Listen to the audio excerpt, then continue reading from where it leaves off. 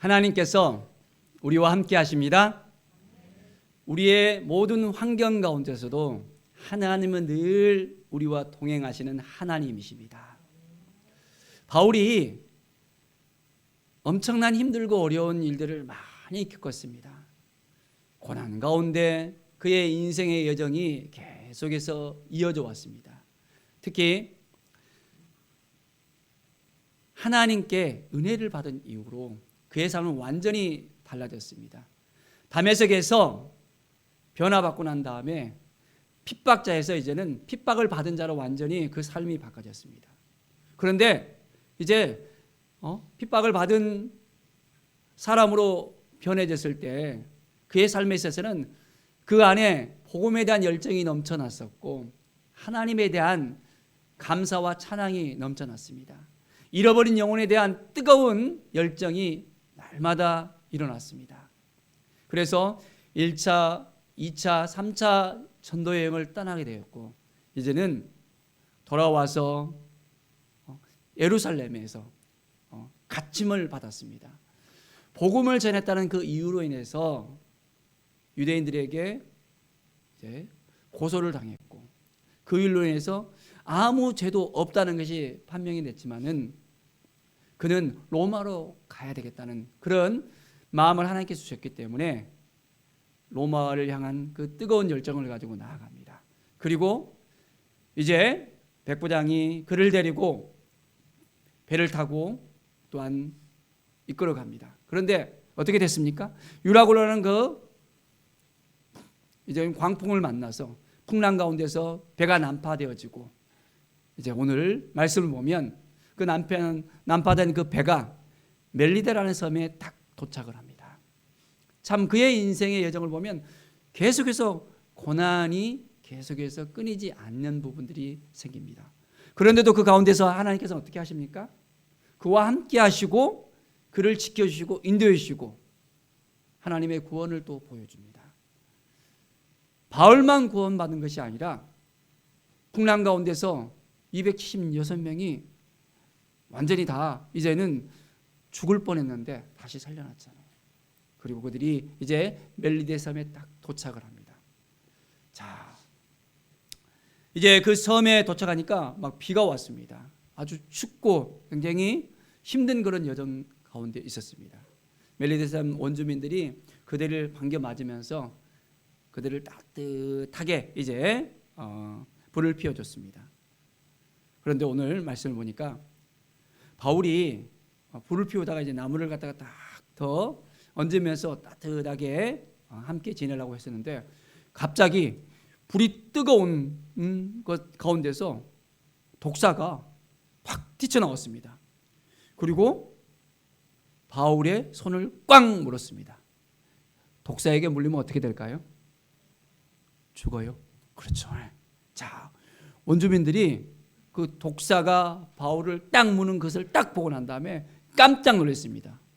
그들이 그 힘든 여정 가운데서 바울이 이제 난파된 그 사람들과 함께 올라왔고 이제 살았구나 하는 그 순간이었는데 이런 순간 가운데 또 독사한테 물려 죽게 되어지니까 이 사람은 살인자구나라는 그런 표현을 씁니다. 죄가 많은 인생이라는 거. 죄 때문에 이 사람이 이렇게 독사가 물어서 죽게 되는 거구나. 풍랑 가운데서 다시 살아났는데 죽음을 맞이하는 그 바울을 보면서 살인자도라라고 이야기합니다. 자, 그런데 여러분들 어떻습니까? 이렇게 고난에 빠지게 되고 불행에 이렇게 놓여지는 그 순간들이 그 죄악 때문에 또한 생겨난 모든 것들이 다 그럴 수 있습니까? 아니면 어떤 다른 경우도 있습니까? 자, 많은 사람들이 사람이 죄를 지었을 때 그 증거로 이제 불행을 당한다라고 생각할 수도 있었습니다. 그러나 오늘 말씀 보면 그렇지 않은 경우라는 것을 우리는 볼 수 있습니다. 욥 같은 경우는 어떻습니까? 그가 굉장히 어려움을 당했었잖아요. 그런데 그는 실로 흠이 없는 사람이었고 온전한 의인이었습니다. 하나님께 인정받는 사람이었습니다. 그럼에도 그는 엄청난 재앙이 그에게 따라왔고 그의 생명 외에는 다 잃어버린 바 됐습니다. 그의 재산들, 자녀들 다 이제는 빼앗김을 당했잖아요. 사단이 찾아와서 완전히 그 집안을 흔들어 버렸잖아요.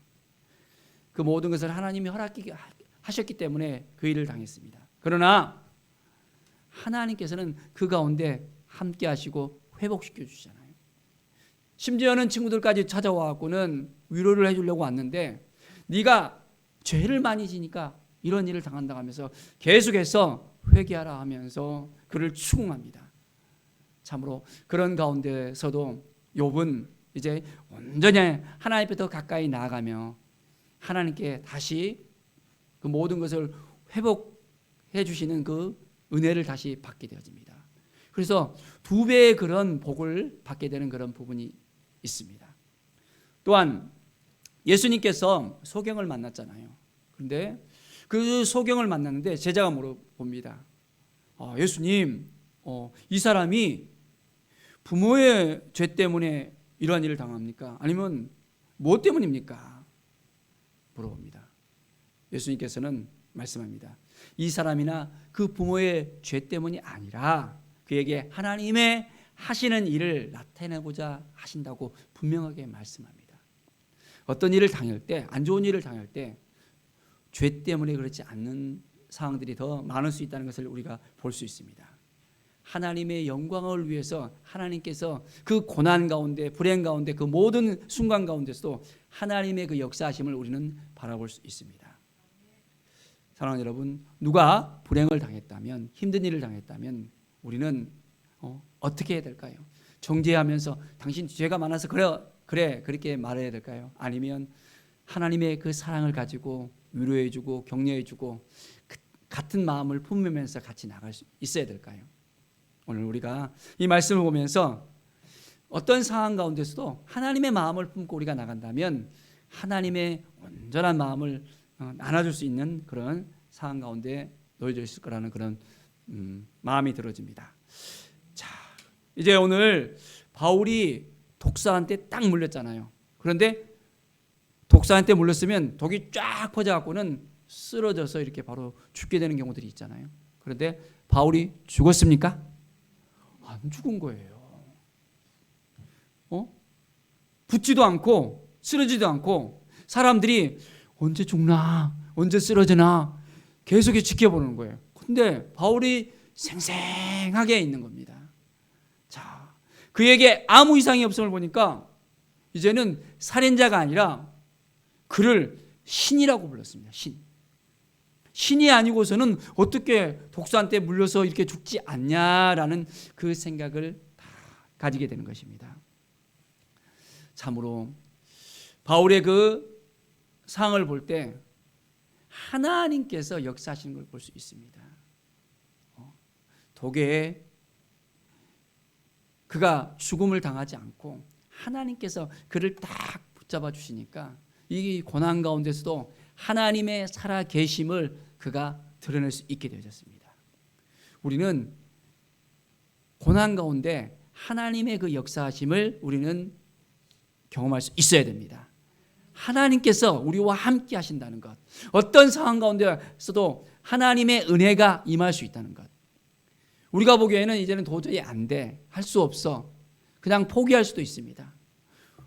할 수 있는 것이 없거든요.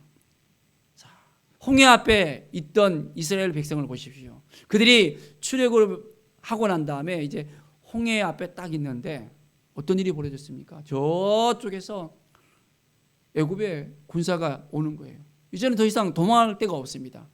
그 홍해를 갖다가 걸어갈 수도 없잖아요. 그런데 하나님께서는 그 홍해를 가르시고 그들을 구출해 내십니다.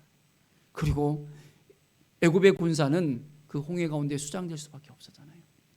하나님의 은혜가 있으면 놀라운 역사가 일어납니다. 하나님은 오늘도 살아 계시고 우리와 함께 하시고 우리를 인도하신다는 이 사실을 우리는 분명히 알아야 되겠습니다. 우리가 말씀 앞에 서서 이제는 온전히 나아간다면 어떤 위기 가운데서도 우리는 하나님의 그 살아 계심을 믿고 따르고 주님 앞에 나간다면 우리에게는 놀라운 하나님의 역사가 우리 가운데 일어납니다. 낙심된 마음을 갖는 것이 아니라 이제는 안 돼, 할 수 없어가 아니라 하나님을 신뢰하면서 하나님을 바라보는 거예요. 바울이 많은 어려움을 당했지만은 늘 하나님이 함께 하신다는 것을 그는 느끼고 있었고 하나님의 인도하신 가운데서 그는 나아갈 수 있었습니다.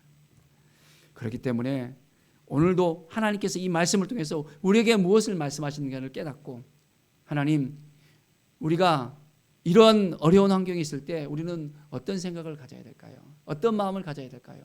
하나님을 온전히 의지하고 하나님을 바라볼 때 놀라운 역사가 우리에게도 일어날 것을 믿습니다. 자, 이제 7절의 말씀을 보면 이 멜리데 섬에서 가장 높은 사람 보볼리오를 갖다가 만나게 되어집니다. 이 보볼리오가 토지가 또 많이 있었기 때문에 그 많은 사람들을 갖다가 다 영접을 해서 그들을 사흘 동안이라 친절하게 이제 머물게 합니다. 먹을 것, 입을 것 다 이렇게 또 챙겨주면서 다 함께합니다. 그런데 이 보블리오의 그 집에 보블리오의 그 부친이 있었는데 부친이 열병과 이질에 걸려 있는 거예요.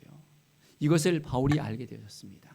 그리고 바울은 이제 이 부친에게 들어가서 기도해 줬습니다. 그리고 안수를 합니다.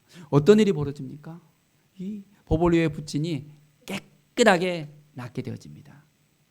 하나님께서 역사하시는 거예요. 하나님께서 인도하십니다. 하나님께서 도와주니까 이제는 어떤 일이 벌어집니까? 이 멜리셈에 있는 사람들이 이 소식을 듣고 다 찾아옵니다. 그리고 바울에게서 이제 기도받고 하나님의 은혜 가운데 그들이 또한 치료받고 예수 그리스도를 온전하게 믿게 되는 역사가 일어납니다. 이 멜리데 섬에 그 후에 기록에 의하 보면 이 버블리오가 이 멜리데 섬에서 교회를 세우고 감독이 되었다는 것을 우리가 전성을 통해서 볼 수 있습니다. 그리고 버블리오는 그 후에 순교를 당했다고 합니다. 지금도 그곳 가운데 이 멜리데 섬 가운데 그 흔적이 있다고 합니다. 지하 묘지에 카타콤에 정말 지하 교회가 있어갖고는 그곳 가운데서 예배하며 핍박 가운데서 그 신앙을 지켰던 많은 믿음의 사람들이 있었다는 것을 이제는 찾아볼 수 있습니다. 하나님이 역사하시니까 하나님이 도와주시니까 바로 이 멜리데 섬이 변화되어지는 역사가 일어났습니다. 시련 가운데 고난 가운데 하나님께서 이제 복음의 역사를 계속해서 연결시키는 것을 볼 수 있습니다. 하나님은 우리의 삶 가운데서도 함께 하시면서 우리가 어떠한 어려운 일을 당할지라도 하나님을 바라보면 그 뒤에 더 좋은 일이 우리에게 생겨날 것을 믿습니다. 바울이 이렇게 많은 일들을 갖다가 행했잖아요. 남바단 그 배회 가운데서도 많은 사람들을 이제는 하나님께서 말씀하신 대로 그들을 구원할 수 있는 그런 놀라운 역사가 일어날 수 있게 했고 또 이 멜리데 섬에 와갖고는 수많은 사람들이 또한 치료받고 이제는 회복되어진 것을 이제 함께 배를 탔던 사람들이 보았잖아요. 로마의 군사들 또는 상인들 함께하는 사람들이 봤습니다. 자, 이들이 이제 로마에 들어가서 어떻게 됐을까요? 이것을 그대로 또한 전할 수 있게 되었던 것을 볼 수 있습니다. 바울이 가는 길 가운데 하나님께서 문을 열어주시고 함께해 주셔서 이제는 복음의 역사가 일어날 수 있도록 인도하시는 것을 우리는 분명하게 알게 되어집니다. 사랑하는 여러분, 내가 아무리 하려고 해도 안 되는 건 안 돼요. 그런데 하나님이 도와주시면 하나님이 인도하시면 우리의 삶의 문이 열려집니다. 고난 가운데 있을 때 우리가 하나님을 더 의지하고 이제는 하나님 앞에 온전하게 나갈 때 하나님께서 역사하십니다. 저희 교회가 캄보디아에 또 카자흐스탄에 또 미국의 선교사님들을 또 돕고 있습니다. 얼마 전에 캄보디아 선교사님이 또 이렇게 카톡으로 선교 편지를 보내면서 사진을 딱 보여주셨습니다. 이 코로나 가운데서도 열심히 또한 전도하고 복음을 증거하면서 많은 영혼들이 정말 교회로 오고 또 그 선교센터에 또 오는 것을 봤습니다. 특히 이제 어린이 사역, 청소년 사역을 하는데 마을마다 다니면서 이제 아이들을 축구를 가르쳐 주는 거예요. 그래갖고는 선교사님이 있는 센터에 또한 축구팀이 하나 있고 또 몇 킬로 떨어져 있는 마을에 또 축구팀이 있어서 이 청소년 축구팀이 생겨나갖고는 굉장히 또한 복음의 역사가 이렇게 크게 일어난 것을 볼 수 있습니다. 하나님의 마음을 품고 나가니까 하나님께서 도와주시는 것을 볼 수 있습니다. 선교의 그런 역사 가운데 하나님을 의지하고 하나님을 바라보니까 놀라운 은혜가 그것 가운데에서 일어나고 계속해서 이제 하나님께서 은혜를 내려주시는데 그 아이들이 이제 축구를 하는 데 있어서 장소가 없어갖고는 굉장히 작은 그런 그 이제 센터 안에서 이렇게 축구를 했는데 이제는 큰 운동장을 갖다가 이렇게 또 하나님께서 주셔서 축구장을 만든다는 그런 이야기까지 들었습니다. 사랑하는 여러분, 하나님께 모든 걸 다 맡겨두고 하나님을 바라보며 나아가면 하나님께서 역사하십니다. 아무리 힘들고 어려운 그런 상황을 만나더라도 하나님은 그 모든 상황을 이제는 바꿔서 하나님을 보여주고 하나님의 살아 역사심을 분명하게 보여주십니다. 오늘 이 시간 하나님 그렇습니다. 우리의 인생 가운데 우리가 어떻게 하나님 앞에 나가야 될까요? 우리가 늘 믿음으로 살아가는 데 있어서 모든 것이 다 형통한 삶이 되지는 않을 수 있습니다. 그럼에도 우리가 위기를 만날 때 더 하나님을 바라보고 하나님께 나아가는 그 삶을 살아야 됩니다. 그럴 때 하나님께서 믿음으로 살아갈 때 우리를 하나님께서 붙잡아 주시고 인도해 주신 것을 믿습니다. 참 저 같은 경우도 이제 7년의 세월을 지나서 벌써 이제 또 8년째 또 이렇게 개척하고 또 나아갑니다. 여러 가지 어려운 어떤 부분들이 있었지만은 하나님이 도와주시고 인도해 주시고 역사하시는 것을 느낄 수 있습니다. 하나님은 우리를 도와주시는 분이십니다. 우리를 인도해 주시는 분이세요. 지나온 세월들을 다 돌아보면 하나님의 은혜였던 것을 볼 수 있습니다. 제가 중학교 때 지금도 기억이 나는데 이제 친구들이랑 같이 딱 자전거를 갖다가 3명이서 타고 딱 늦은 밤에 이렇게 딱 내일이 뭐 이제 체육대회인데 며칠 후에 또 이렇게 또 중간고사가 있다고 생각하니까 공부를 같이 해야 된다 해갖고는 가다가 그 늦은 밤에 갑자기 저쪽에서 이 8톤 트럭이 오는 걸 보면서 깜짝 놀래갖고는 우리 친구가 그 자전거를 갖다가 이렇게 탔던 기억이 나는데 제가 뒤에 딱 있었는 그 앉아서 이렇게 같이 갔었는데 쓰러져 갖고는 그 8톤 트럭에다가 딱 손이 딱 끼었었습니다. 그런데 지금도 생각하면 아찔한데 그 8톤 트럭이 그냥 지나갔으면 이 손이 어떻게 제대로 있었을까라는 생각이 들어봅니다. 그런데 그 가운데서 아직도 기억이 생생한데 이 손을 빼려고 이렇게 했었는데 손이 안 빠지는 거예요. 8톤 트럭에 딱 그 바퀴에 딱 맞물려갖고는 하나님의 은혜가 아니고서는 어떻게 저가 이 자리에 있었을까요? 모든 것이 다 하나님의 은혜입니다. 우리가 위기 가운데서 하나님을 바라보며 믿음으로 나아갈 때 하나님께서는 역사하시고 인도하십니다. 우리가 때로는 여러 가지 질병 가운데 있을 때 그 가운데서도 하나님이 우리의 손을 붙잡아 주시고 치료해 주시고 회복하시는 그 은혜를 또한 잊게 됩니다. 오늘 이 시간 바울이 당했던 이 고난을 생각하면서 이 고난 가운데서 하나님은 역사하셔서 많은 영혼을 살리고 회복시키는 그 놀라운 역사를 허락해 주신 것을 보면서 우리 가운데서도 여러 가지 고난을 당하고 힘든 일을 당할지라도 하나님은 더 크게 우리를 사용하시고 더 은혜를 주시고 풍성하게 하시고 인도하심을 우리가 온전하게 맛볼 수 있어야 되겠습니다.